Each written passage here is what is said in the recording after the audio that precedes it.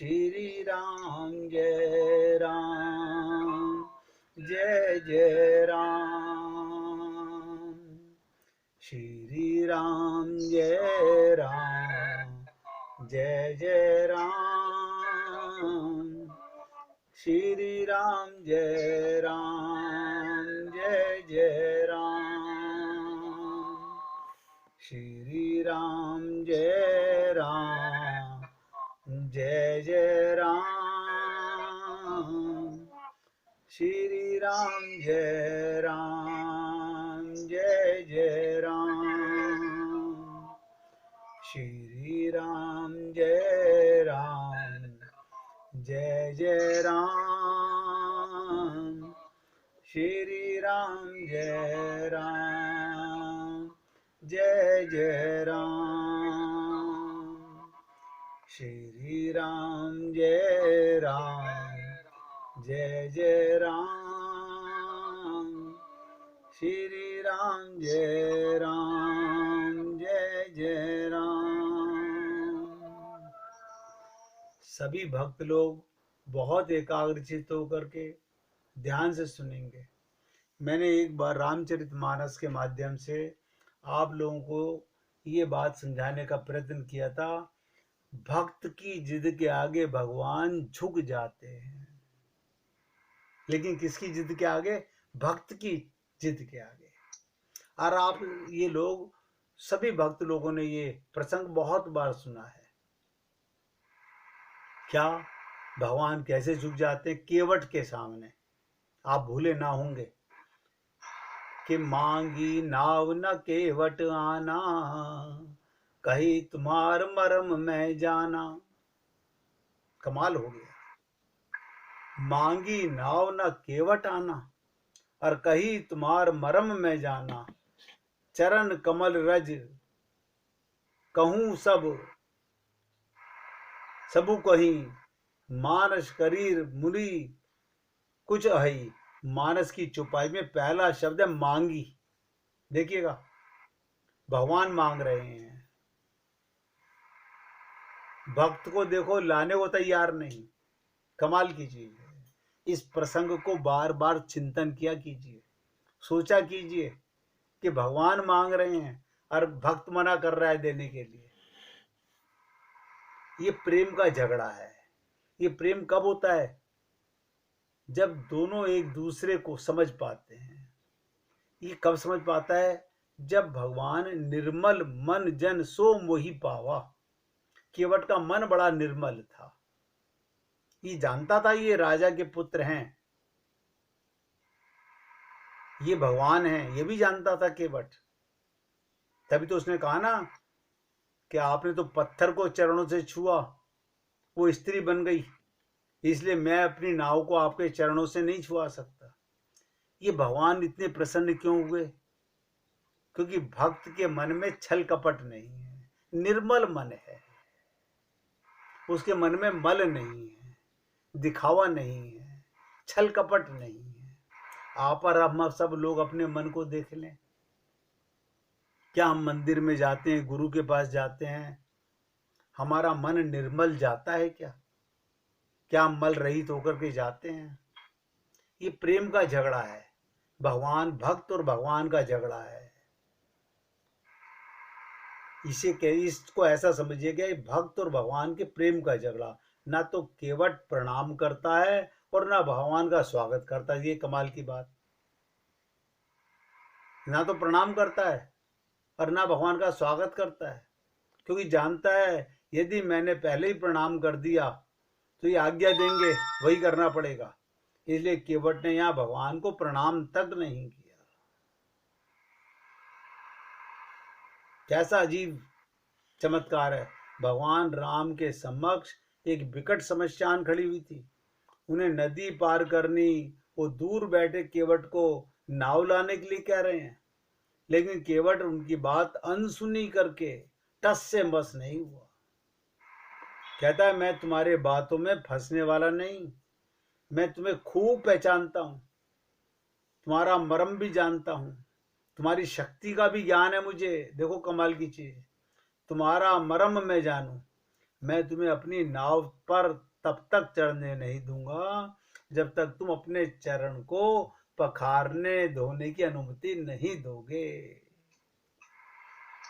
कभी हम लोग विचार नहीं करते सत्संग के बाद में बैठ करके, मन में सोचा कीजिए, आखिर क्यों केवट राम के चरणों को धोना चाहता है, क्यों उतावला है, इसके पीछे क्या रहस्य है। ये मैंने कई बार आप लोगों को सुनाया है। ऐसा क्या गूढ़ तत्व है जिनमें श्री राम समझकर मुस्कुरा उठते हैं। राम मुस्कुरा रहे हैं, सोचिएगा, कोई गूढ़ तत्व होगा, यानी राम समझ रहे हैं, हम नहीं समझ रहे। क्या था ऐसा कि सुनी केवट के बेन प्रेम लपेटे अटपटे। वो प्रेम के शब्द थे, वो अपमान नहीं था भगवान का, वो प्रेम में लपेटे हुए शब्द थे। बिहसे करुणाहैन चितई जान की लखन तन। केवट द्वारा कहे गए इन गूढ़ तथ्यों को वहां उपस्थित कोई भी नहीं समझ सका, ना सीता समझ सकी, ना लक्ष्मण समझ सके। लेकिन राम मंद मंद मुस्कुराते हुए उसकी बातों को खूब समझ रहे हैं। असुरों के संहार के निमित्त विष्णु मानव रूप धारण करके आए थे। वही परम पिता परमेश्वर आज केवट के समक्ष साक्षात खड़े हुए हैं। इस अवसर को केवट चूकना नहीं चाहता। आज उसके जन्म जन्मांतरों का पुण्य फलित होने जा रहा है। वो अपने भीतर के सारे पाशविकता से मुक्त हो जाता है। वो चाहता है, यही कारण है वो श्री राम के चरणामृत का पान करे। देखिए, मैंने आपसे कहा था, चरण क्या है भगवान के? कल्प वृक्ष के समान है। इस भव सागर की मुक्ति पाना चाहता है। आप और हम लोग कल्प वृक्ष के नीचे बैठकर मकान, दुकान, परिवार, इनका सुख मांगते हैं। हम जब मंदिर में जाते हैं, मंदिर को कल्प वृक्ष मांगिए, अपने गुरु को कल्प वृक्ष मानिए। वहां जाकर के भी संसार की कामना करते हैं हम लोग। और केवट यहाँ क्या कर रहा है कामना? वो चाहता है जन्म जन्मांतर के पुण्य फलित हो जाएं, मैं भव सागर से पार हो जाऊं, मुक्ति पाना चाहता है। वो करे तो क्या करे, क्योंकि मानव रूप में राम लीला कर रहे हैं। और केवट जो अपने जन्म जन्मांतरों के पुनित कर्मों के फलस्वरूप प्रभु को पहचान चुका है। आप और हम लोग अभी तलक भी भगवान को नहीं पहचाने हैं।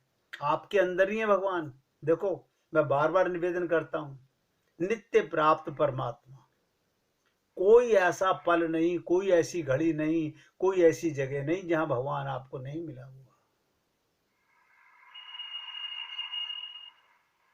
तो भी वो लीला में पूर्ण सहयोगी बनता है। मानो कह देता है, हे राम, तुम तो वामन अवतार में पूरे जगत को 3 पग में ही नाप लिया था, आज छोटी सी नदी नहीं पार की जा रही आपसे। धन्य है बलि जिसके तुम दरबारी बने, और धन्य हूं मैं जिसके समक्ष स्वयं प्रभु राम मेरे तुच्छ जीवन को सार्थक बनाने हेतु साक्षात खड़े हुए हैं। इसलिए कहता हूं, नित्य प्राप्त परमात्मा का अनुभव बार बार करो। ये राम केवट संवाद में भक्त और भगवान के मध्य हुआ संवाद है। ये उदाहरण है केवट की भक्ति की पराकाष्ठा। आपकी भक्ति यहां मालूम पड़ती है। इस प्रसंग में भक्त और भगवान की लीला अकथनीय है, शब्द नहीं है। सोचिएगा, राम एक राजपुत्र हैं और एक छोटा सा केवट मल्ला, नौका चलाने वाला। उसकी साहस देखिए, उसे राजदंड का भय नहीं, भक्ति में सब कुछ जायज है। इसलिए कभी भगवान के सामने ये मत सोचो कि भगवान को कैसा लगेगा। भगवान के सामने बनने का प्रयत्न मत कीजिए। हम सब लोग परिवार के सामने तो सच्चे बन जाते हैं और भगवान के सामने व्यवहार करने लग जाते हैं। ये हम सब लोगों की कमियां हैं। भक्त के लिए यदि दरबारी बन सकते हैं तो केवट के लिए एक छोटी सी मांग की है, उसकी कामना तो पूरी होनी ही चाहिए। वो बड़ी चालाकी से राम के समक्ष अपनी कामना को प्रस्तुत कर देता है। और कामना क्या है? भव सागर से पार जाने की। चरण कमल धोना तो एक बहाना है। चरणों में एक औषधि होती है,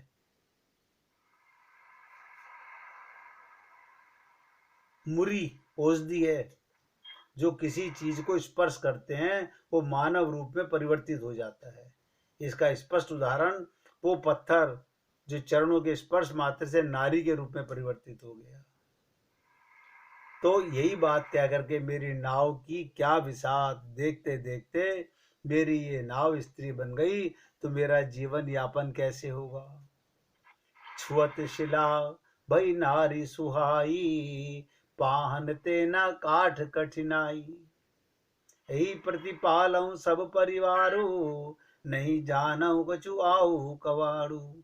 इसलिए यदि आप पार उतरना चाहते हैं, देखिए भगवान से कह रहा है, आप पार उतरना चाहते हैं तो मुझे अपना पांव पखारने की अनुमति दे दीजिए, ताकि आपके पांव में निहित वो औषधि धुल जाए और मेरे जीवन की साधना बन जाए। कैसी विडंबना है। दुनिया को भव सागर पार करने वाले राम एक छोटी सी नदी पार करने के कारण गुहार कर रहे हैं।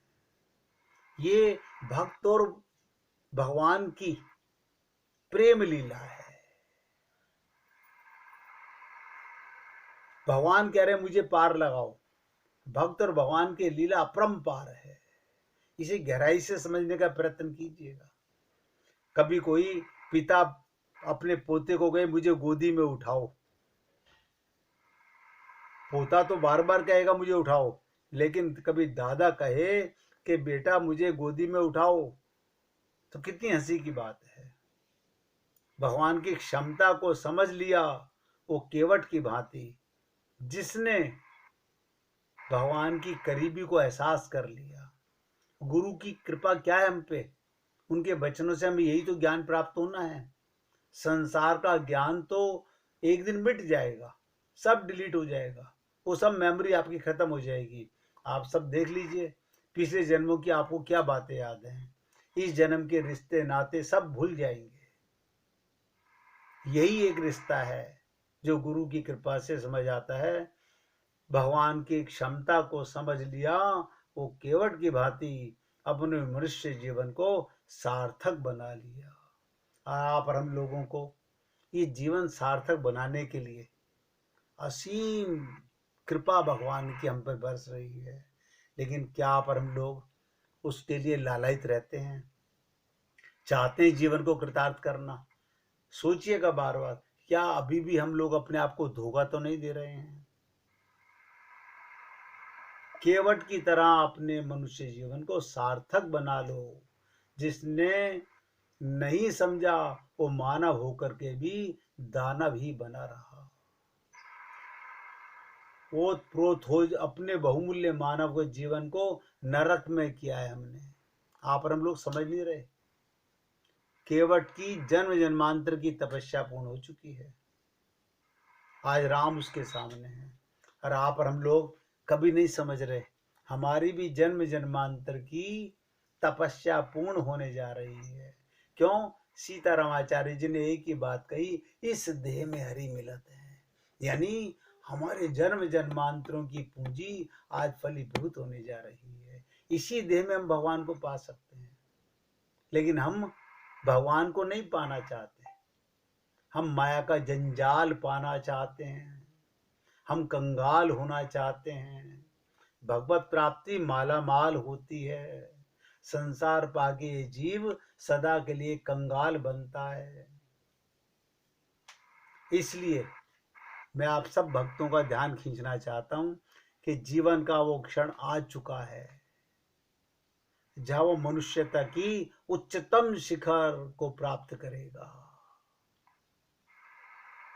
उच्चतम शिखर, मुकुटमणि भगवान का भक्त बनेगा। अपने आप को पहचानो। ये शरीर मिला ही अपने आप को जानने के लिए। संसार की हिस्ट्रियां हम लोग बहुत याद कर लेते हैं। मुगलों ने क्या किया, अंग्रेजों ने क्या किया, कौन सी पार्टी ने क्या किया, अपना पता नहीं कि मैं क्या कर रहा हूं, मैं कौन हूं। इस अनमोल क्षण को कैसे चूक सकते हैं हम लोग। भाग्य उसके दरवाजे पर स्वयं चल कर आया है। देखिएगा, जब गुरु ने इतनी बात कही, इस देह में हरि मिलत हैं, तो हमको तो इससे बड़ा कोई उत्सव नहीं है। ये गुरु के वचन सदा के लिए पूजनीय हो गए। मैं तो सीतारामाचार्य जी के इन वचनों पर अपने आप को नतमस्तक होता हूँ कि उनके इस वचन ने जीवन में मायने बदल दिए। इस देह में हरि मिलत है, यानी इससे बड़ा कोई भाग्य नहीं जीवन का। और उसके हम लोगों को मौका मिला, मनुष्य शरीर भी मिला और संत महात्मा भी मिले। एक एक क्षण को वो भोग लेना चाहता है, केवट एक एक क्षण। जो मैंने आपसे कहा था ना, अपना एक क्षण भी अब व्यर्थ मत जाने दो। जो जा चुका उसका मलाल मत करो। सारी जिंदगी नाव चलाई है, अब तो भगवान को पार लगाना है, क्योंकि आपके हृदय में भगवान विराजमान है। केवल राम के चरणामृत का पान करके अपने जीवन के संपूर्ण पापों से मुक्ति पा लेना चाहता है। और आप और हम लोग केवल शरणागति से, केवल भगवान के चरणामृत का पान करने का मतलब होता है 24 घंटे उनका ध्यान। ये चरणामृत है। अब देखिए, एक नई चीज बता रहा हूं आपको। आप लोग अपने मुख में कुछ ना कुछ तो डालते हो। जब पदार्थ डालते हो, अगर उसको केवल भगवान का भावना से भोग लगा लीजिए, तो आपके मुख में प्रसाद जाता है। प्रसाद क्या मतलब होता है? भगवान का उच्चिष्ट भोजन, भगवान का छुआ हुआ भोजन, केवल भावना से। बताइएगा, पानी आप पीते हैं हम सब लोग, भोजन हम सब लोग करते हैं, फल भी खाते हैं और कितने पदार्थ खाते हैं, लेकिन लोग कहते हैं हम एक बार मंदिर में भोग लगा देते हैं।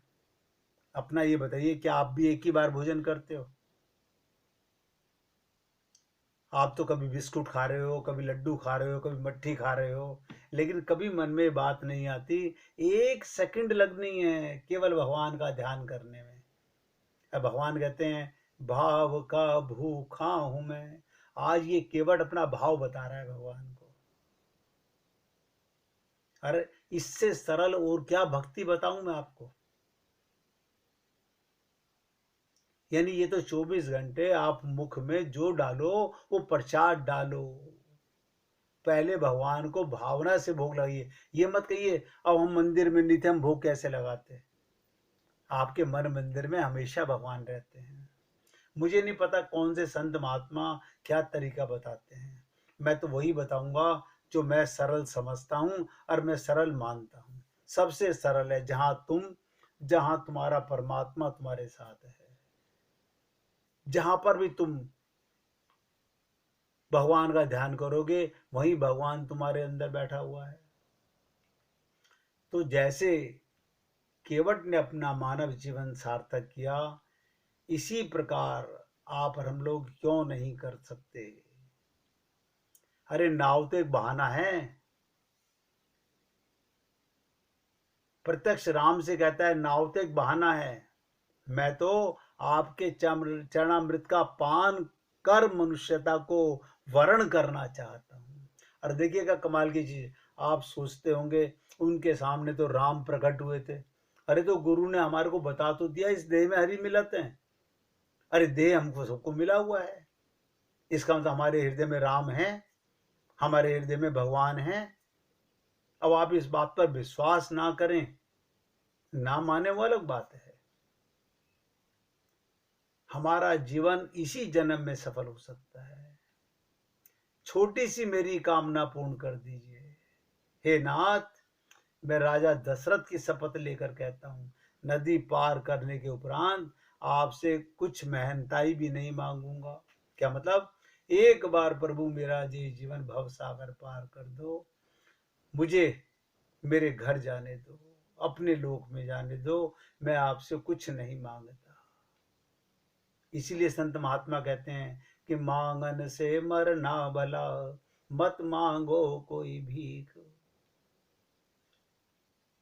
तो मेरे भाई, मैं आप सब भक्त लोगों से ये ध्यान खींचना चाहता हूँ, केवट ये ठान लिया या तो प्रभु के समक्ष अपने जीवन का त्याग कर इस सांसारिक बंधन से मुक्त हो जाएगा, या उनके चरणामृत का पान कर अपनी राक्षसी प्रवृत्ति से मुक्त हो जाएगा। आप और हम लोग भी ये संकल्प करें। इसी देह में भगवान मिलते हैं। और कैसे मिलते हैं? केवल शरणागति से। शरणागति क्या है? भगवान के चरणों में नतमस्तक हो जाना। निर्मल मन मन मन जन सो मोहि पावा। ये भगवान को आरतियां पसंद नहीं आती आपकी जो गाते हो आप, भगवान आपका भाव पसंद करते हैं। ये केवट का भाव था। भगवान भक्त की कामना को खूब समझ रहे हैं। कभी मत समझिएगा कि आपकी कोई भी इच्छा, आपकी कोई भी विचार, आपकी कोई भी कामना भगवान से बची हुई है। खूब समझ रहे हैं भगवान, लेकिन अवतारी राम क्या करें, उन्हें लीला करनी है। इसी प्रकार मैं आप सब लोगों से हृदय से निवेदन करता हूँ। मैं 2 महीने आपके साथ 1 घंटे ही सत्संग करूँगा। ये मेरा निवेदन है आप लोगों से। सोमवार से शुक्रवार तक ही करूँगा और 1 घंटे रोज करूँगा। और आप सब लोगों ने जैसा आज साथ दिया है, मैं आपका कृतार्थ रहूँगा। और ये जो संवाद मैंने आपको बताया केवट वाला, तो भगवान को आखिर कहना पड़ा, सोई करूँ जही तब नाव ना जाई।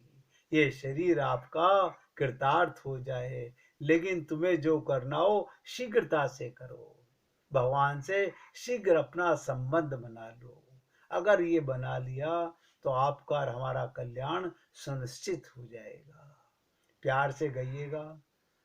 तुम हमारे थे प्रभु जी, तुम हमारे हो,